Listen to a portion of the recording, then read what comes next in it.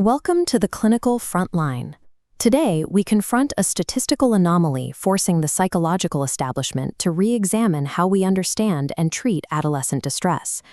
This chart shows the referrals to the United Kingdom's Gender Identity Development Service from 2009 to 2016. In just 7 years, the number of adolescents seeking treatment for gender dysphoria spiked by 4,400%. Looking at the composition of these referrals, we see a stark demographic inversion. Historically, childhood gender dysphoria predominantly affected natal males. By 2016, the ratio had flipped entirely, reaching 7.58 natal females for every 1 natal male seeking intervention.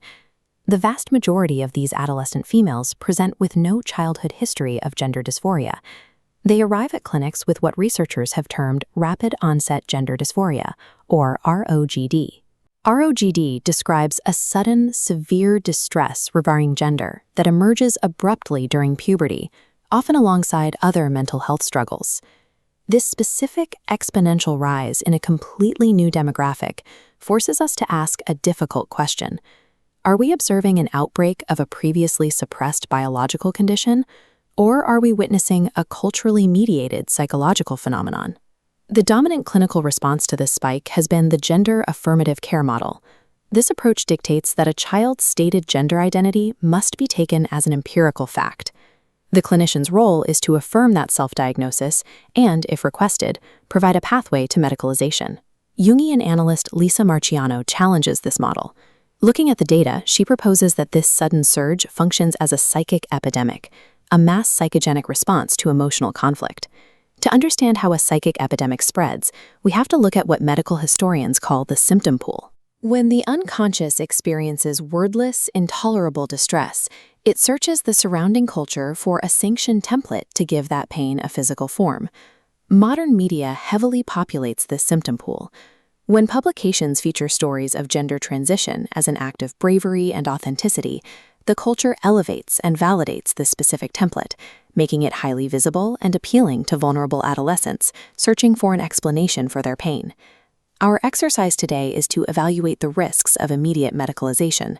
We will analyze a specific clinical case to see what happens when a clinician bypasses psychological assessment and forecloses the necessary symbolic exploration of a patient's suffering. When we treat a psychological metaphor as an unquestioned biological reality, we risk permanently medicalizing transient psychic pain. Consider the case of Maya, a 14-year-old natal female, who arrived in the therapy room presenting with sudden onset gender dysphoria and a desire to transition. Maya's trajectory through the affirmative model was rapid.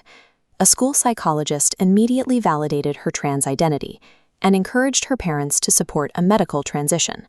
When her parents refused, Maya waited until she turned 18, visited an informed consent clinic, and left with a prescription for testosterone after a single 30-minute meeting. Maya was utilizing a powerful psychological defense mechanism known as concretization. Concretization occurs when the psyche cannot process abstract emotional trauma, and instead literalizes the pain by relocating it into the physical body.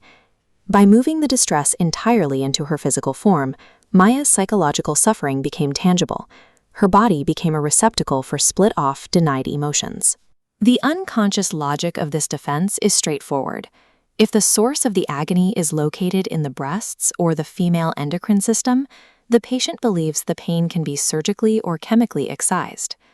The affirmative model failed Maya by treating her presenting symptom as the root cause. By agreeing her body was the problem, her initial therapists actively colluded with her psychological defense mechanism. When Maya eventually entered exploratory therapy with Lisa Marchiano, a different etiology began to emerge. The focus shifted from her gender presentation to severe early attachment ruptures. Marchiano discovered a deep reservoir of unmetabolized grief. When Maya was 9, her maternal aunt, who had provided her daily care and served as her sole secure attachment figure, suddenly died. Maya was forbidden from attending the funeral and told to simply move on. Left without her aunt, Maya was forced to rely on her mother. But her mother was emotionally unavailable, deeply critical, and placed a high value on cultural standards of thinness and traditional feminine beauty, actively encouraging Maya to diet as she entered puberty.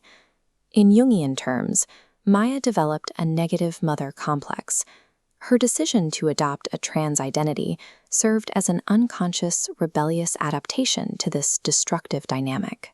Rejecting her femaleness offered a way to completely opt out of her mother's paradigm of attractiveness. It also allowed her to engage in a psychological phenomenon called identifying with the aggressor. This is a defense mechanism where a victim unconsciously adopts the behavior of their abuser to gain a sense of control over their trauma. Just as her mother had imposed restrictive diets to control Maya's growing body, Maya imposed testosterone and severe chest binding on herself. By systematically dismantling the female body her mother prized, Maya could finally act out split-off rage. Maya's masculine presentation was not an innate biological truth. It was an encrypted psychological protest against profound maternal failure and years of unarticulated grief. The internal trauma was ignited by sociological catalysts. Struggling with isolation and ADHD in middle school, Maya retreated online and immersed herself in social media and transgender communities. When she expressed discomfort with her changing body, these peer groups immediately affirmed her. They valorized her distress and handed her the trans template directly from the cultural symptom pool. This chart illustrates data from Dr. Lisa Littman's 2018 study on peer contagion, demonstrating Maya's social experience is part of a measurable epidemiological pattern. Littman found that in friendship groups where rapid-onset gender dysphoria occurred, an average of 3.5 friends transitioned simultaneously. Adopting this identity offered Maya exactly what she lacked: an illusory promise of control, an immediate sense of belonging, and a socially sanctioned escape from the frightening demands of female adolescent development. But the affirmative medical model carried severe costs. Maya spent 20 months on testosterone. Rather than curing her distress, the hormone treatment led to profound emotional destabilization. She experienced intense, destructive moods and severe rage. She dropped out of college, completely isolated herself in her dormitory, and was ultimately subjected to psychiatric hospitalization for suicidal intent. The prescribed medical cure resulted in iatrogenic harm, a condition where the medical treatment itself causes further injury. By blindly affirming her symptom and providing body-altering drugs, the clinical establishment actively exacerbated her underlying pathology and shut down the psyche's attempt to communicate its actual trauma. To understand this clinical error, we must look at historical precedents, specifically the 19th century hysterical epidemics overseen by French neurologist Jean-Martin Charcot. Charcot inadvertently acted as an evangelist for hysteria at the Salpêtrière Hospital. Through highly publicized lectures and demonstrations, he created a culturally sanctioned spectacle, providing vulnerable women with a highly specific, physical script to express their emotional distress.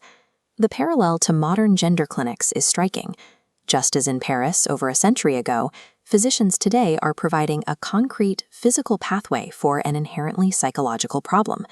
This creates the supply and demand paradox of a psychic epidemic.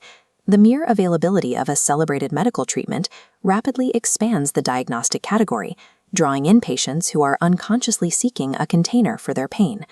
Modern clinical practices, much like Charcot's public lectures, often rely on suggestion.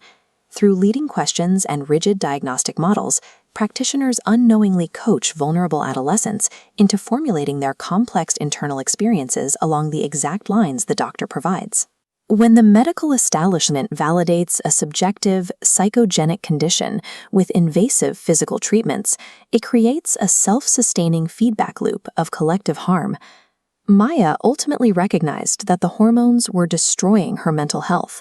She stopped the testosterone, detransitioned to reaffirm her natal sex, and committed to the arduous psychological work of mourning the actual losses in her life. By coming to terms with her biological reality and successfully differentiating her identity from her mother's expectations, Maya's psychic equilibrium was finally restored. This case clarifies the ethical mandate of the clinician. We are not mechanics hired to fix a physical body, nor are we rubber stamps tasked with blindly validating an adolescent self-diagnosis. Our imperative is to open the space for nuanced thinking. We must tolerate the ambiguity of the therapy room and relentlessly explore the symbolic meaning hiding behind our patient's psychic pain. We absolutely must validate profound distress. We can support subverting gender roles, but without immediately prescribing irreversible interventions. Clinicians must have the courage to explore the psychological shadow and hold the tension of the symbolic. We must refuse to sacrifice the physical reality of the body to cure a crisis of the mind.